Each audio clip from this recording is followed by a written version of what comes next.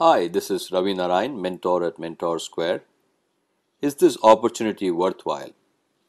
It's very important to evaluate an opportunity because you, as an entrepreneur, are putting in a lot of time, effort, part of your life in going after an opportunity.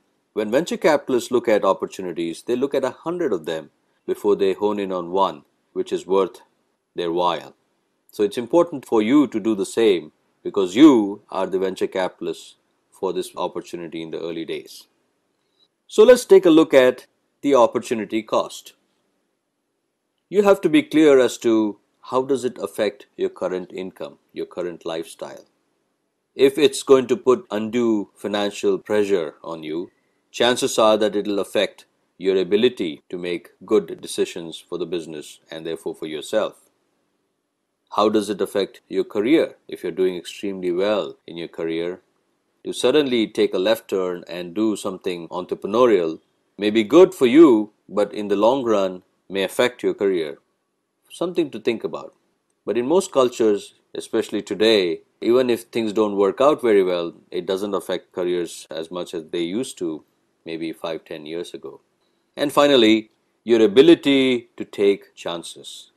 If your passion is affected for you to take this chance again in case it doesn't work out the way you wanted it, it should not do so adversely. The opportunity cost after going after the opportunity should be evaluated. Now that you've looked at yourself, let's try and project the opportunity to others and see what they think about it. I call this the rule of 10. Pick a few people that could be your potential customers for the opportunity, for the idea, the business that you're going after, and have an open-ended discussion with them as to what do they think are their pain points. What is it that they would like to see change in their professional endeavors so that your product or service can make that happen. So you validate the opportunity, you validate the idea, you validate the solution that you're thinking about, and then you document that.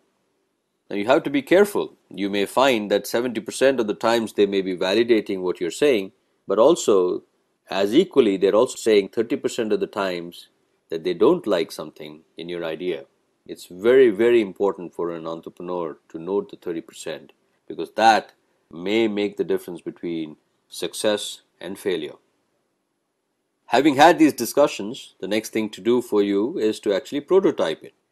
Take the opportunity and create a prototype, be it a service model of some kind that you're looking to do or a product. Either way, in a very controlled environment, test the solution.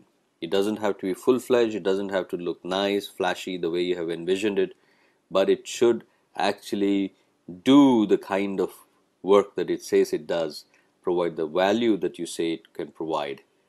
And then take this out into the market, talk to the same set of 10 or more people if you can, validate the technology, validate the business model. Again, list out what they are saying is good thing, what they say is not so good. And again, pay equal attention, if not more attention, to what they're saying is not good. Because it's very important for an entrepreneur to have the passion to move on, to have the conviction, but at the same time, not listening to what people are saying is not going to work out will only mean that they're going to have a suboptimal business. While you're doing the prototype, you also get a sense of what does it cost, how much time does it take, how much money does it take. So this gives you a sense of how much the real business will actually cost as well. And then that will help you estimate the real costs involved in creating the business, the product, the service. Also here, although it's not directly a cost, but there's always a concern that when you do a prototype, you may be actually giving the idea away to the potential customer or partner. Sometimes when it is extremely innovative, extremely game-changing kind of opportunity for you not to reveal the technology, 99% of the times or even more, it's not the technology that is going to create the competitive edge. It is how you build the business around it, how you execute the business around the technology that's going to create the edge. So sharing that technology or sharing that idea with your potential customers is not going to give the idea away. It's important for you to understand what your upside is. Is it an upside of cash flow, upside of creating certain values so that you can sell the company, sell the business, and create some large, disproportionate economic upside for yourself? Or is it for social impact? Or it could be some combination of those. Finally, although it's very, very early in the game, it's important for you to put your mind to what kind of revenues do you think you'll be able to get from a business like this? What are the expenses under the heads of technology, operations, sales and marketing, G&A, overhead, and so on?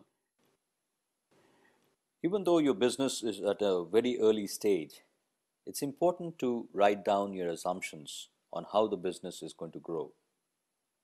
Based on those assumptions, you can come up with numbers for revenues for year 1, year 2, year 3, and associated costs of sales, and therefore you get a gross margin. So in my illustration here, I have come up with round numbers of 300, 650, and 1400 as the gross margin that you would generate from the revenues in these years. Now again, put on your thinking hat and come up with expenses in the categories of technology, operations, sales and marketing, general and administrative expenses. Then you get an idea as to when you are going to hit profitability. It's very, very possible that you have very optimistic assumptions of how profitability is going to be achieved. But then having the best guesstimates, this is what you can come up with. But the very exercise of going through some hard numbers puts your feet on the ground, gives you a sense of reality, and that gives you a sense of whether this opportunity is going to be worthwhile.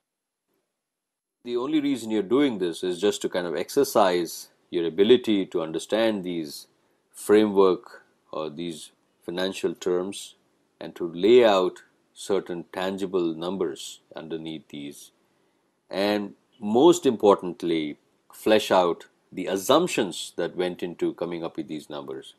So the more of these assumptions that you can validate, the better you would have evaluated the opportunity. And at the end of this whole thing, it comes back to your gut feel. Having gone through such a rigorous exercise of analysis, are you still energetic? Are you still positive? Do you want to take the plunge? This is an important element of evaluation that any entrepreneur should go through by himself or with his founding team, because it's important to understand the risk and the rewards, the opportunity costs, validate the business from your perspective, from others' perspective, and then finally put some numbers, do the math, and then you take the plunge or not. Thank you.